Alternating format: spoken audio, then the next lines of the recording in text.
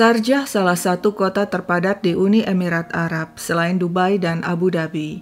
Dikenal sebagai kota budaya, populasi Sharjah tak lebih dari 2 juta jiwa. Ada seorang warga Indonesia tinggal di sana, namanya Nenah Arsinah asal Majalengka, Jawa Barat. Status single. Sejak 2011, Nenah bekerja sebagai asisten rumah tangga di rumah keluarga Ahmed Muhammad Abdul Rahman di kawasan pemukiman Al-Karayen. Keluarga Ahmed berada. Mereka memiliki beberapa pekerja yang tinggal di rumah mereka.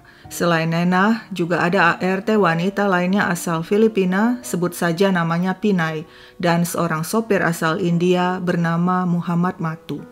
Di rumah, yang dominan dan berkuasa adalah majikan perempuan. Sedangkan majikan laki-laki sibuk bekerja, berangkat pagi, pulang malam, jarang berkomunikasi dengan para pekerja.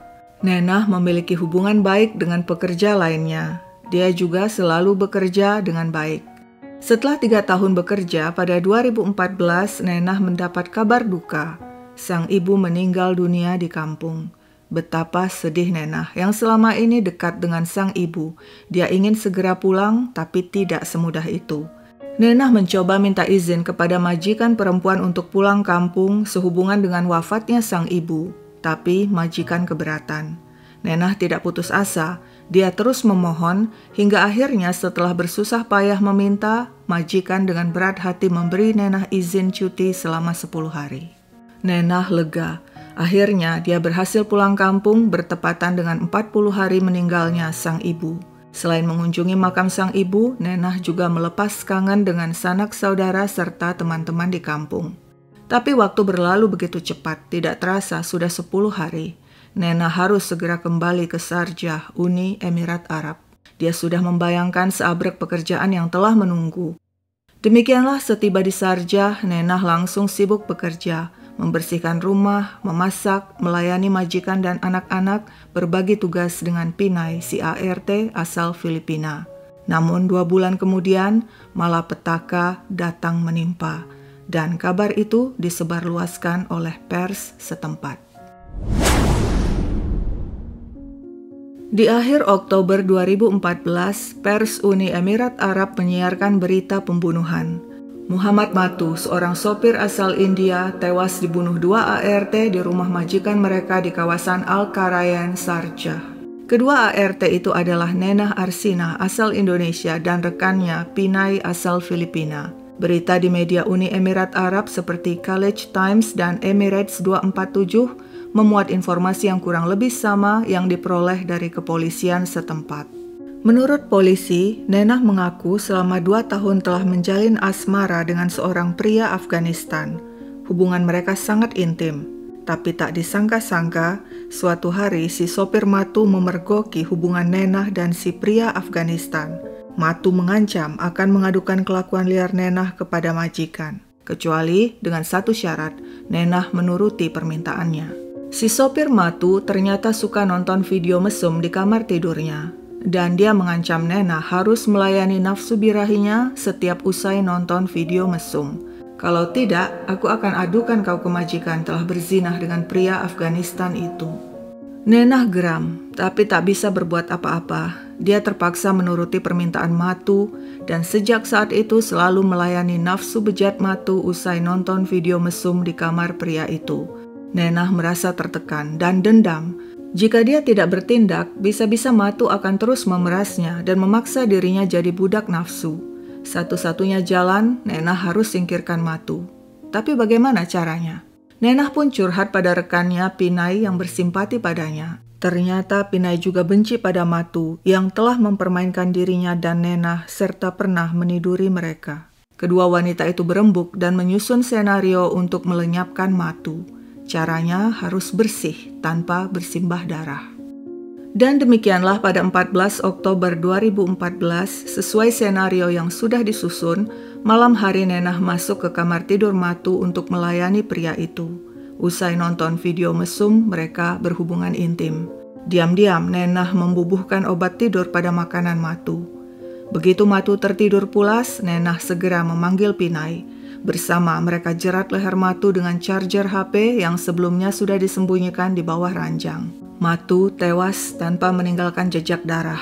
Nenah dan Pinai segera membereskan kamar, lalu keluar dan menutup pintu kamar, kembali bekerja seolah tidak terjadi apa-apa. Esoknya, saat mengantar makanan ke kamar Matu, Nenah dan Pinai pura-pura kaget mendapatkan Matu telah meninggal di atas tempat tidur. Mereka segera melaporkan hal itu kepada majikan perempuan.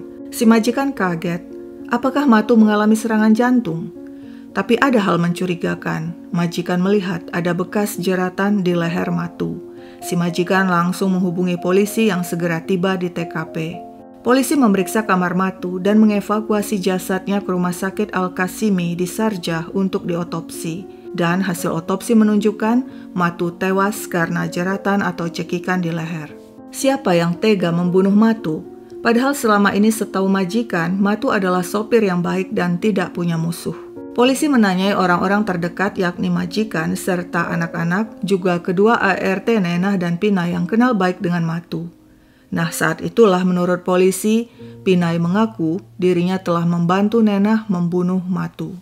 Ketika polisi menanyakan hal itu kepada Nenah, dia membantah. Tapi setelah lebih jauh diinterogasi, menurut polisi, akhirnya Nenah mengaku dia dalang pembunuhan dan dengan dibantu Pinai telah membunuh Matu. Motifnya karena Matu memerasnya dan memaksanya melakukan hubungan intim. Jika tidak, pria itu akan melaporkan perzinahan Nenah dengan seorang laki-laki Afghanistan. Polisi juga mengatakan ternyata Nenah dan Pinai sama-sama memiliki hubungan asmara dengan Matu dan pernah berhubungan intim dengan pria itu. Demikianlah kronologi kejadian yang diberitakan pers Uni Emirat Arab yang bersumber dari hasil investigasi kepolisian setempat. Kasus pembunuhan Matu pun dibawa ke pengadilan, duduk sebagai terdakwa Nenah dan Pinai. Nenah mendapat bantuan hukum dari Kementerian Luar Negeri RI lewat KJRI Dubai yang menunjuk kantor pengacara Al-Suwaidi untuk mendampinginya. Di awal persidangan, Nenah sempat pingsan dan membantah dakwaan yang dituduhkan padanya, sedangkan Pinai tetap pada pengakuannya telah membantu Nenah membunuh Matu. Pada akhirnya, pengadilan menjatuhkan vonis hukuman cambuk 100 kali kepada Nenah dan Pinai karena telah melakukan perzinahan. Tak hanya itu, Nenah dan Pinai juga dijatuhi vonis mati dengan cara ditembak. Sementara itu, keluarga Matu di India menolak memaafkan Nenah dan menolak diat yang merupakan uang darah atau ganti rugi. Mereka ingin Nenah dihukum mati. Waktu terus berjalan. 7 tahun sudah Nenah berada di penjara, terkatung-katung. Hukuman matinya tidak dilaksanakan juga karena kabarnya sebenarnya bukti-bukti yang diajukan ke pengadilan tidak lengkap. Nenah bersikeras dirinya tidak bersalah, dia difitnah. Pada tahun 2021 lewat kuasa hukumnya, Nenah mengajukan banding. Saat itulah kasus Nenah diangkat media tanah air seperti Kompas, Detik, dan Tribun. Nah, di sini ada yang menarik. Jika media di Uni Emirat Arab memuat kejadian berdasarkan versi polisi setempat, maka media Indonesia mengungkap kejadian berdasarkan versi Nenah. Bagaimana sebenarnya kejadian versi Nenah? Begini ceritanya. Menurut Nenah, sejak awal bekerja, majikan perempuannya kerap bersikap kasar dan selalu terlambat membayar gaji. Keluarga Nenah di Indonesia membenarkan hal itu, sebab Nenah sering curhat kepada mereka tentang kelakuan minus si majikan perempuan yang tidak menghargai ART. Nenah sempat ingin pulang saja ke Indonesia, tapi dia putuskan untuk bertahan sebab paling tidak majikan laki-lakinya bersikap normal, tidak genit, karena jarang di rumah akibat urusan pekerjaan. 2 bulan sepulang cuti dari Indonesia sehubungan dengan meninggalnya sang ibu, pada 14 Oktober 2014, Nenah heran karena si sopir Matu yang biasanya makan di kamar tidak juga mengantar piring bekas makan ke dapur untuk dicuci. Nenah mendatangi kamar Matu untuk mengecek. Dia lihat makanan tidak disentuh sama sekali dan Matu tergeletak tidak bergerak. Panik, Nenah segera memberitahu hal itu kepada majikan perempuan yang langsung menghubungi polisi. Si majikan curiga kematian Matu tidak wajar karena ada bekas jeratan di leher pria itu. Menurut Nenah, setelah kejadian itu, si majikan perempuan memanggil dirinya dan tiba-tiba minta dia menandatangani sebuah surat yang ditulis dalam bahasa Arab dengan huruf Arab. Nenah yang tidak bisa membaca tulisan Arab tentu saja tidak mengerti isi surat itu. Majikan menjelaskan dan membujuk, jika Nenah menandatangani surat itu, maka si majikan akan memberikan uang banyak dan memberikan seluruh gajinya yang selama ini terlambat dibayar. Nenah juga dijanjikan akan dinikahkan dengan tetangga majikan yang masih lajang. Menurut Nenah, dia percaya saja dengan niat baik majikannya, lalu membubuhkan tanda tangan di surat itu. Akibatnya fatal. Surat itu ternyata berisi pernyataan bahwa Nenah adalah dalang pembunuhan dan dengan dibantu Pinai telah membunuh Matu. Majikan perempuan kemudian menelpon polisi dan memberitahu perihal surat pernyataan itu. Polisi pun datang dan meringkus Nenah dan Pinai. Nenah mengatakan di kantor polisi dirinya dipaksa mengaku membunuh Matu dengan cara meracun dan menjerat leher pria itu. Nenah membantah dan berkali-kali bilang dirinya tidak bersalah dan telah dijebak majikan perempuan. Demikianlah kejadian yang sebenarnya menurut Nenah. Keluarga Nenah di desa Ranji Wetan, Majalengka mengatakan sejak 2014 mereka sudah tahu perihal Nenah dijatuhi vonis mati. Menurut Nung, kakak Nenah kepada media, sang adik Nenah rutin berkomunikasi dari penjara dengan HP pinjaman milik sesama napi. Nenah ingin sekali keluar dari penjara. Saya yakin Nenah tidak bersalah. Dia sudah bersumpah, bukan dia yang membunuh sopir majikannya. Adik saya disuruh tanda tangan surat. Katanya kalau bersedia menandatangani surat dalam huruf Arab mau dikasih uang banyak, mau dinikahkan sama tetangga. Ternyata bohong, majikannya malah menelpon polisi. Adik saya langsung dibawa dan disuruh ngaku. Kepada media, Nung juga berkata, dari awal kerja, Nenah sudah cerita majikan perempuannya galak. Gaji aja nggak jelas. Dari 2011 sampai 2014, Nenah hanya bisa beli tanah harga 9 juta. Itu juga karena belinya punya kakek sendiri. Sampai sekarang belum dibangun apa-apa, bikin pondasi juga belum. Majikannya ke semuanya gitu, termasuk ke sopir itu. Katanya gaji sopir juga nggak penuh, hanya dibayar beberapa bulan, tidak sesuai dengan jumlah bulannya. Tapi Nenah tidak mau pindah majikan karena yang penting majikan laki-lakinya nggak genit. Kebanyakan kan kasus majikan laki-laki mau perkosa. Ini mah enggak. Majikan laki-laki jarang ketemu karena suka berangkat kerja pagi-pagi.